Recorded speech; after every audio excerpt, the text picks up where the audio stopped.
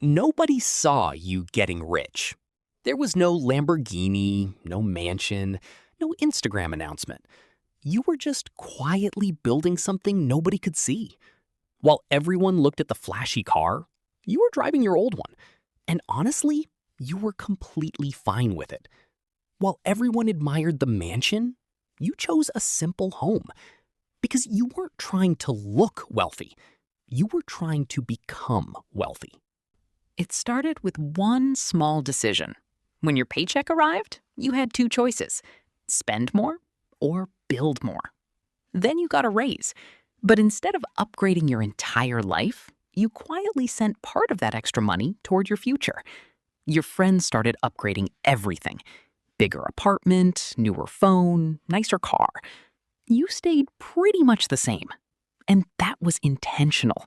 Your income was growing, but you didn't need your lifestyle to grow with it. Even when you could afford a newer car, you kept the old one. It still worked, and that was good enough.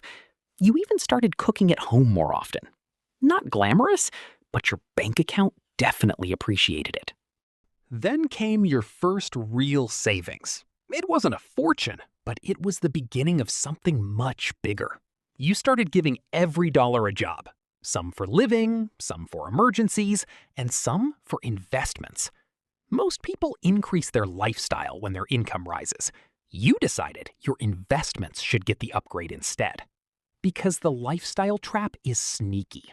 You earn more, spend more, and somehow still need the next paycheck just as badly. So instead of asking, "What can I afford?" you started asking a much better question: what can make me wealthier? And eventually, the choice became obvious. You could buy another thing, or buy something that could potentially grow in value. So you started investing consistently. Nothing crazy, just a little money again and again. And that's the funny part. There was no dramatic moment. You made the investment and then went back to your normal life. Month after month, paycheck after paycheck, you kept doing the same boring thing. Years passed. It wasn't exciting. Sometimes it was honestly pretty boring. But boring can be incredibly powerful. There were even moments when you wondered, is this actually working? The numbers barely seem to move. Meanwhile, everyone around you kept spending. New clothes, new phones, new cars, new vacations.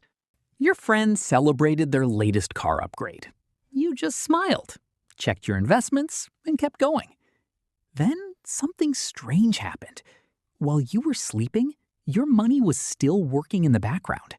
Your tiny investment tree started growing. Slowly at first, then faster as time and compounding began doing their thing. Your money started making money. And eventually, the growth wasn't coming only from what you personally put in. That's when you understood the real advantage you had been building all along: time. And the funniest part? Nobody around you knew. To everyone else, you were just another normal person living a normal life. Same simple clothes, no designer obsession, no need to prove anything every time you walked outside. Even your old phone stayed around. It wasn't impressive, but it did exactly what you needed it to do. Then, one night, you finally checked everything together: your savings, investments, debt, and assets. And for the first time, you realized just how far those tiny decisions had taken you. You weren't rich overnight.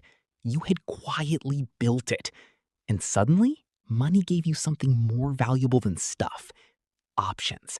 You could change jobs, take a break, or choose a different path. You weren't desperate to leave your job anymore. You simply knew that if you ever needed to, you could walk away. That's the real flex. Being able to afford the expensive car and realizing you don't actually need it. You finally understood that wealth isn't about looking rich. It's about having enough financial freedom to live peacefully. And that's how you got rich. No announcement, no applause, nobody watching. Just thousands of boring little decisions that eventually became freedom.